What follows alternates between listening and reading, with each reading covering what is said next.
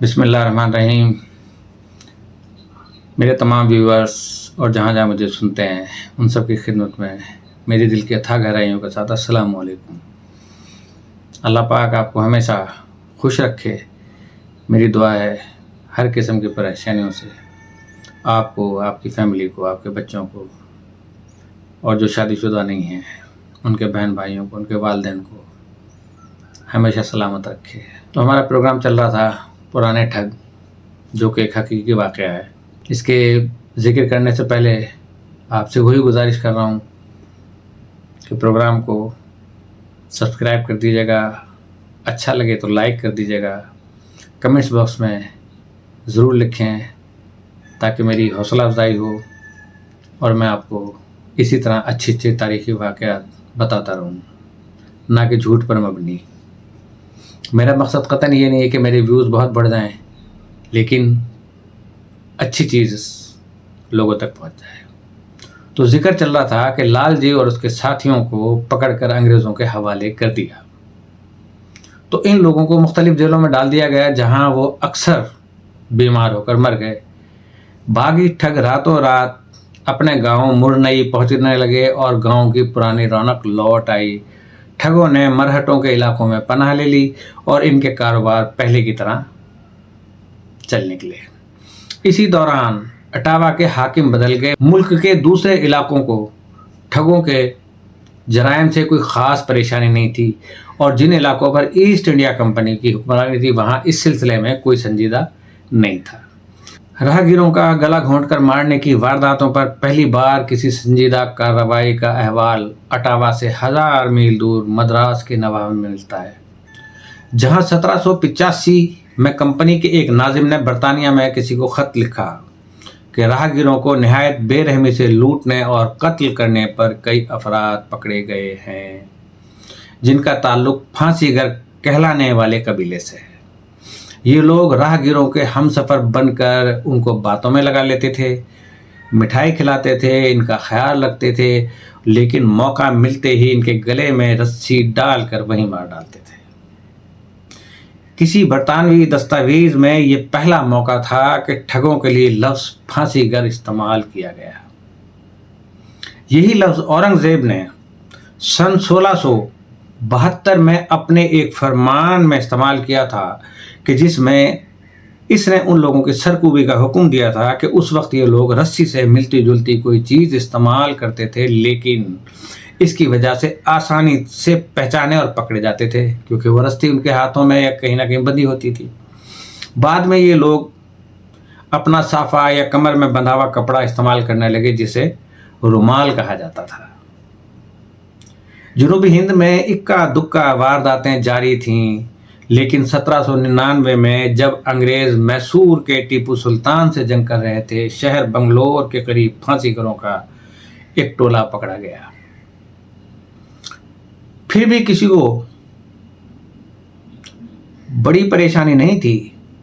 अखबारों में फांसीगरों का जिक्र न था और पुरानी कहानियों और रिवायतों में भी इनका तस्करा नहीं मिलता।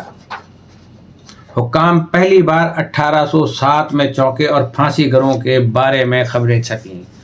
हुआ ये कि ये ट्राविंकोर से दौलत लूट कर आने वाले कुछ ठग इत्तफाकन पकड़े गए और चित्तौड़ के अंग्रेज मजिस्ट्रेट के सामने पेश हुए। ये भी इंडिया का एक शहर है, तो ज़िला बन चुका है।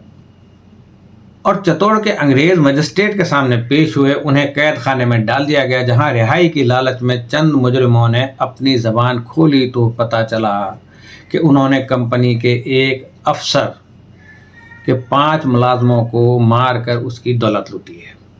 फिर अंदाज़ा हुआ कि मद्रास के आसपास जो लोग लापता हुए और जिनकी गुमशुदगी की पुलिस को खबर नहीं, इनको ऐसे ही किसी गिरोह ने हलाक किया है। इस पर चित्तौड़ के मजिस्ट्रेट को यकीन हो गया कि ये फांसीगर पूरे जुनूब में सरगर्म हैं और हर साल नहीं तो सैकड़ों अफराद को यकीनन हलाक कर रहे हैं। मुजरिमों को कुरेदा गया, यानी इन्वेस्टिगेशन की गई, तो मालूम हुआ कि अपने ज़िले में रहने वाले फांसीगरों को मकामी ज़मींदारों का तहफ़्फ़ुज़ और ताउन हासिल है। یہ لوگ جب خزانہ لوٹ کر اپنے دیہات واپس پہنچتے تھے تو وہاں میلے کا سما ہوتا تھا. یہ لوگ 30 سے 50 کی ٹولی بنا کر چلتے تھے اور اپنے علاقے سے کم 30 میل باہر کارروائی کرتے تھے. یہ اپنے نام بدل لیتے تھے اور اپنی مخصوص زبان رماسی میں گفتگو کرتے تھے. یہ گروہ ایک دوسرے سے اچھی طرح واقف ہوا کرتے تھے کہ اگر راہ گیروں کے کسی بڑے قافلے کو لوٹنا ہو تو کئی گروہ مل کر اپنا ایک بڑا گروہ بنا لیا کرتے تھے. کیا جنوب اور کیا ہندوستان، ان کی واردات کا ڈھب ایک ہی تھا. یہ لوگ راہ گیروں سے دوستی کر لیتے اور کچھ دور تک ان کے ساتھ چلتے اور آخر ان کے گلے میں کپڑے کا پھندا ڈال کر مار ڈالتے تھے.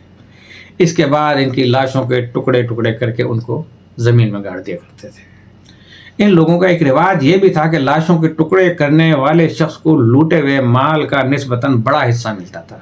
شمالی ہند کے پھانسی گروہوں کی طرح جنوب والے بھی جس علاقے سے گزر رہے ہوتے تھے اس علاقے کے باشندوں کو نہیں بلکہ دور کے رہنے والوں کو مارتے تھے، کیونکہ ان کو اچانک لاپتہ ہو جانے کا علم فوراً نہیں بلکہ کچھ عرصے بعد ہوتا تھا. تو جنوب کے لوگ ٹھگ لوگوں کو بلا امتیاز ہلاک کرتے تھے، چاہے وہ بار بردار ہوں، پالکی کے کہار ہوں، فقیر یا بیراگی ہوں. ٹھگوں کو یقین ہوتا تھا کہ ان کے پاس سے 1 یا 2 روپے تو نکل ہی آئیں گے. عام قاتلوں کے لیے یہ رقم بھی کافی ہوا کرتی تھی. رفتہ رفتہ یہ معلومات انگریزوں کے صدر مقام یعنی کلکتہ پہنچنے لگیں اور وہاں سے پورے ملک میں پھیلے ہوئے حکام کو ہدایات جانے لگیں. پھر بھی کہیں کوئی اضطراب نہ کوئی تشویش. پریشانی اس وقت بڑھی جب کمپنی بہادر کو احساس ہوا کہ بڑی تعداد میں ان کے سپاہی ٹھگوں کے ہاتھوں مارے جا رہے تھے. اپنے بال بچوں کے لیے پیسہ بھی لے جاتے تھے، مگر جب چھٹیاں ختم ہونے کے باوجود ڈیوٹی پر نہ آتے تو حکام کو پتہ چلتا اور ان کا ماتھا ٹھنکا.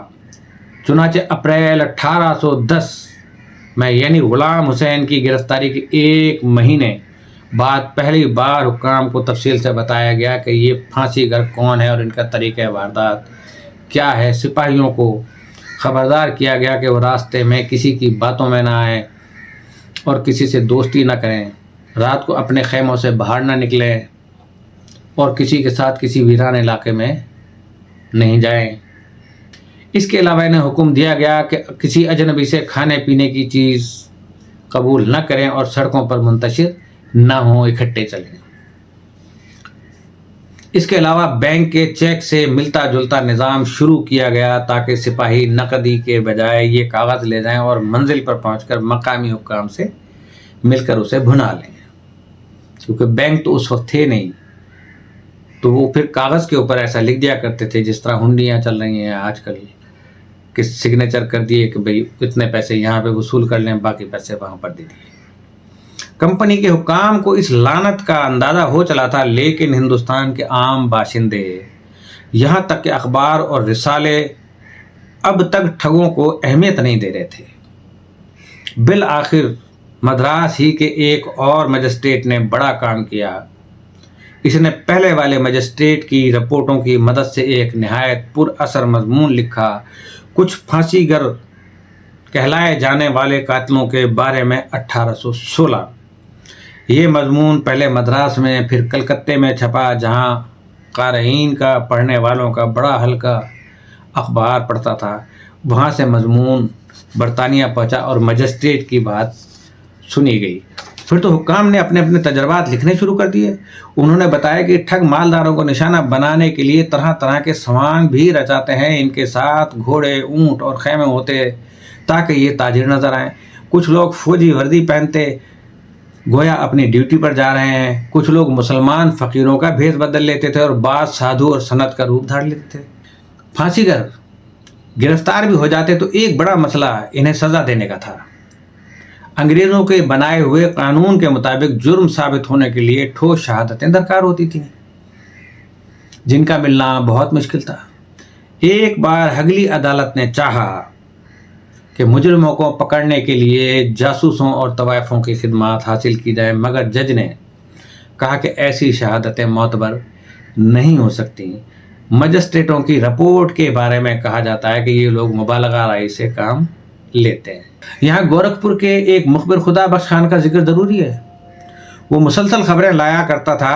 एक बार उसने फांसी घरों के एक मकामी टोले के खिलाफ शहादत देने की कोशिश की, लेकिन हर बार इसका बयान हल्फी कलम की एक जुम्बिश से मुस्तरद कर दिया गया। बल्कि 1814 में तो उसे झूठी गवाही का इल्ज़ाम लगाकर 3 माह कैद की सज़ा सुना दी गई। कुछ अरसे बाद ये हुआ कि जिन लोगों के खिलाफ खुदा बख्श ने गवाही दी थी उन्होंने उसे कत्ल कर दिया। 10-12 साल बाद उन्हीं ठगों को सज़ा हुई और अदालत ने खुदा बख्श को बख्श दिया, लेकिन देर बड़ी कर दी गोरे बहादुर ने। जब गवाहों की गवाही पर एतबार करने से मुसलसल इनकार होता रहा तो गवाह भी थक हार कर बैठ रहे। कलकत्ते की निज़ामत अदालत के सामने जो मुगलों के वक्त से चली आ रही थी वो मुल्क की सबसे आला अदालत माने जाते थे। कितने ही कैदी पेश किए गए मगर सुल्तानी गवाहों की बात रद्द कर दी गई। चुनाचे इसके बाद सारे ही मुकदमे नाकाफी शहादत की बुनियाद पर खारिज होते रहे। मद्रास के एक मजिस्ट्रेट को मुलाजमत से निकाल दिया गया। सन 1819 में इसने तकरीबन 200 मुश्तबा फांसी घरों और इनके कुनबों को गिरफ्तार किया था, लेकिन इस पर इल्ज़ाम लगा कि इसने कैदियों के साथ नाइंसाफ़ी की और तशद्दुद से काम लिया। चुनाचे चंद बरस बाद पटना में एक बरतानवी अफसर मकामी कमिश्नर के सामने पेश हुआ। ये कमिश्नर भी ठगों को महज वाहिमा समझते थे। अब जो मुकदमे की कार्रवाई शुरू हुई तो नए मसले खड़े हो गए। बाद में एक कैदी ने बताया कि ठगों के हाथों कत्ल होने वाले शख्स के जूते और कपड़े वगैरह अदालत में पेश किए गए और इन चीज़ों की शनाख्त के लिए मकतूल की बीवी पेश हुई। कमिश्नर साहब ने औरत से कहा, वेल, अगर तुम झूठ बोली तो तुम्हें सजा दी जाएगी। वो गरीब कमरे अदालत के माहौल से वैसी ही सहमी हुई थी। कमिश्नर की धमकी सुनकर डर गई और लरज गई और फिर उसे चुप लग गई तो बोल कर न दी। सिर्फ मकतूल शौहर का ज़ाती सामान देखकर 2 आंसू बहाए और बस। इसके बाद जो कुछ हुआ उस पर यकीन नहीं आता। अब चूंकि वादा माफ गवाहों की शहादत के सिवा कोई और सबूत न था, लिहाजा गवाहों को 15-15 कोड़ों और 5-5 साल कैद के अलावा ये हुक्म भी दिया गया कि इन्हें गधों पर बिठाकर 5 दिन तक शहर में फिराया जाए, घुमाया जाए। ठग रिहा कर दिए गए तो कमिश्नर साहब ने अदालत के नाजिर से जिसने के ठगों को गिरफ्तार किया था कहा कि वो बेकसूर लोगों को पकड़कर मुल्क को तबाह कर रहा है। यही नहीं, नाजिर को 14 साल की कैद की सज़ा भी सुना दी गई। गरीब नाजिर ने एक रोज़ मौका पाकर हीरा निगल लिया और मर गया। ठगों को कमिश्नर के सामने पेश करने वाला मजिस्ट्रेट भी अताब से न बचा। इसकी सरजनिश की गई और हुकूमत और निज़ामत अदालत ने यकीन जाहिर किया कि ठग नाम की किसी चीज़ का वजूद तक नहीं। सच तो यह है कि ठगी के खात्मे के लिए अंग्रेज़ों ने किसी किस्म की पहल ही नहीं की। अगर कहीं इनका फांसी घरों से आमना सामना हुआ तो वो महज इत्तफाक था। फिर माल के बंटवारे पर खुद ठगों में फूट पड़ गई और उन्होंने अपने मुखालिफों को गिरफ्तार करा दिया। इसका दिलचस्प किस्सा, बहुत दिलचस्प किस्सा है। मुजफ्फरपुर में 15 ठगों ने मुसाफिरों की एक टोली का गला घोंटा 1826 में। जो माल उनके हाथ लगा इसमें मोतियों का एक हार भी था। आज का प्रोग्राम यहाँ तक। याद रखिएगा कि उनके हाथों में मोतियों का एक हार भी था। इजाज़त चाहता हूँ इस दुआ के साथ, अल्लाह पाक आप सबकी जानो मालो इज़्ज़त व आबरू की हिफाजत फरमाए। अस्सलामु अलैकुम व रहमतुल्लाहि व बरकातुहू।